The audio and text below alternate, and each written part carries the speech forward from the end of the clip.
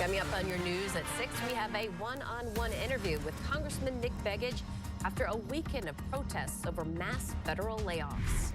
The Anchorage School Board is meeting to discuss next year's budget. We'll take you to it as it gets underway. And a homeless camp catches fire. We have what comes next for the encampments.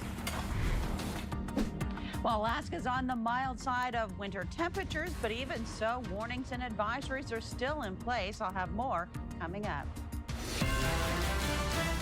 You're watching Alaska's news source.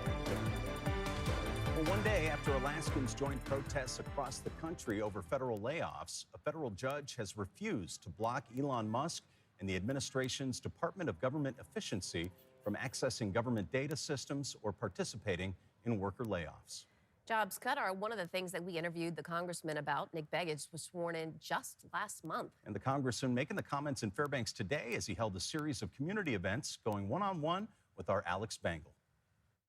In a wide-ranging interview, we asked Representative Begich about aviation safety and executive power, but we began with the topic so many are talking about, federal layoffs. Senator Murkowski has expressed concern with the layoffs of federal workers in Alaska and across the U.S.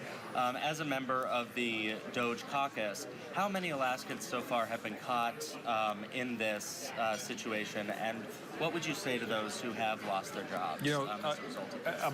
About 100 people, we've been told, have been impacted by this. These workers primarily were on a probationary period with the federal government.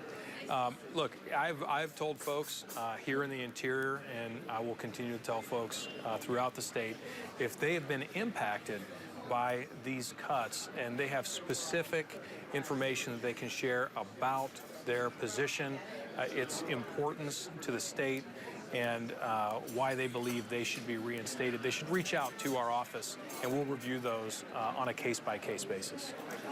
What needs to be done to improve aviation safety in the state of Alaska? That's a great question. What we recognize already is that a number of the cameras that we rely on in remote locations to check weather are down. More than a third of those cameras are actually offline right now. And we need redundancy in power systems, redundancy in connectivity, and redundancy in the cameras themselves in order to reduce the likelihood that they go down. When a pilot flying to a remote area of Alaska isn't certain about the weather, they're taking undue risks. Last night you held an open house at your Fairbanks office. What kind of feedback did you receive from the community, both positive, negative? What was sort of the breadth of that? Well, it was both positive and there was some constructive criticism. And some of that constructive criticism was really related to the concerns that people have about the authority of the executive branch and whether or not the Trump administration has exceeded that authority, what the recourse, if they have exceeded that authority, would be. Obviously, there's concerns around the degree to which Alaska relies on federal funding and whether or not we would bear the brunt of a lot of these cuts that could be forthcoming.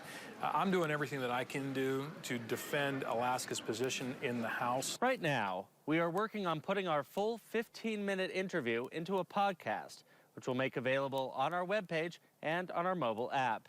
In the meanwhile, check out our extended coverage. Alex Bangle, Alaska's news source. And here's a live look from the final Anchorage School Board meeting before budget cuts are made to deal with a $100 million gap. More than 100 people signed up to speak tonight. You can see that room is packed. We will have an update on the late edition. Well, Anchorage's mayor tells Alaska's news source after a homeless campfire burned several tents and structures yesterday morning, abating Davis Park in the Mountain View neighborhood is still a complex process.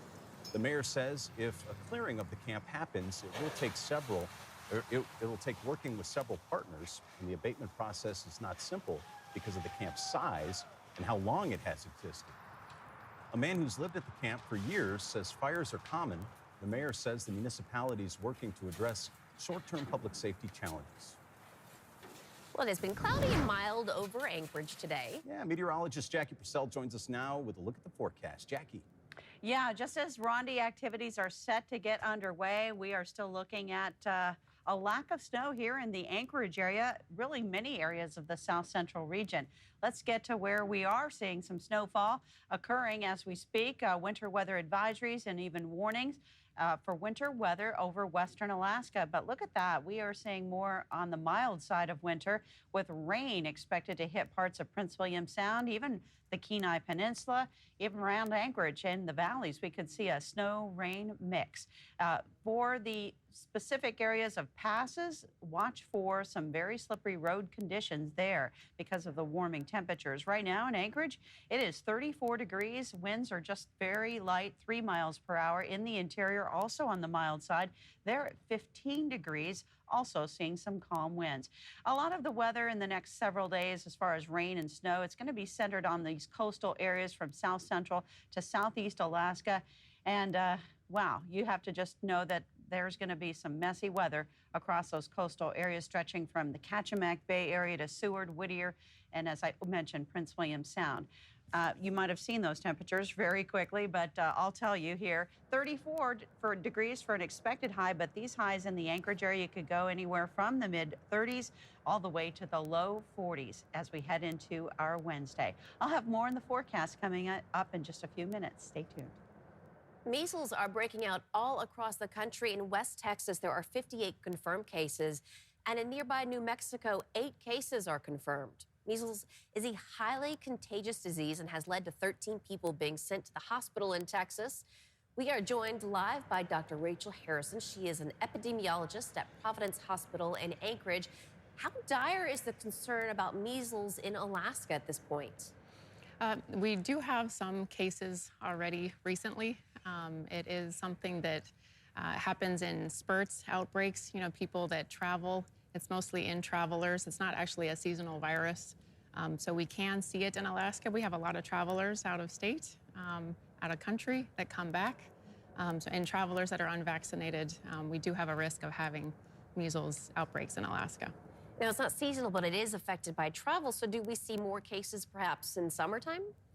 Not necessarily summertime. I would say whenever you see spurts of large travel groups, spring break, for example, Christmas, New Year's, holidays, large numbers of travelers going and coming, that's when you're going to see the big outbreaks. And what can people do to protect themselves? Vaccination is really the main way to protect yourself, really the only way. It's part of the childhood vaccine series that starts when you're 1 year old, and you can get the second booster when you're 5. That's about 97% effective, and most people don't need to have another booster in their life. How often are people in Alaska vaccinated? Have you seen these trends changing over time? We are seeing less and less people vaccinate over time. We're seeing more and more outbreaks around the country over time as well. Measles was eradicated in 2000 in the U.S. because of herd immunity. But now with less people getting vaccinated, that herd immunity is less and less. So we have less protection for our immunosuppressed and little babies as we did before. Talk about some of the symptoms of measles. The first symptoms that you will feel, fever, cough, runny nose, red eyes, just not feeling well. Those are the first symptoms that you'll feel. And then depending on your risk, you can develop complications after that. What's it like for you as a doctor when you talk about the disease was eradicated and now it's back? Can you ask that question again? What is it like for you as a doctor when you hear that the disease was eradicated and now it's come back? It's really sad, scary. It's such an easily preventable disease, and it can develop very severe complications. Thankfully, they're not common, but they do happen. I would say in children, you have a 1 in 1,000 chance of having encephalitis, and in adults over 20, you have that risk for more complications. If not mortality, you have risk of long-term CNS, central nervous system deficits, potentially. So it's more than, it's sad and it's scary that we're starting to see more of this happen. And what would you say to parents or people who are in charge of children when they say, I don't want to get vaccinations for my children? I would say it's definitely less risk to get yourself or get your children the vaccine than to actually have the disease. And there's really no side effects with the measles vaccine.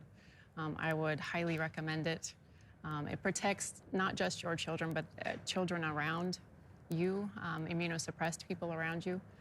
It's not just about your child, but yes. Thank you so much for your time tonight. Right, and still ahead, we have the latest standings in the 41st Iron Dog Snow Machine Race. And how you can help save a life coming up next.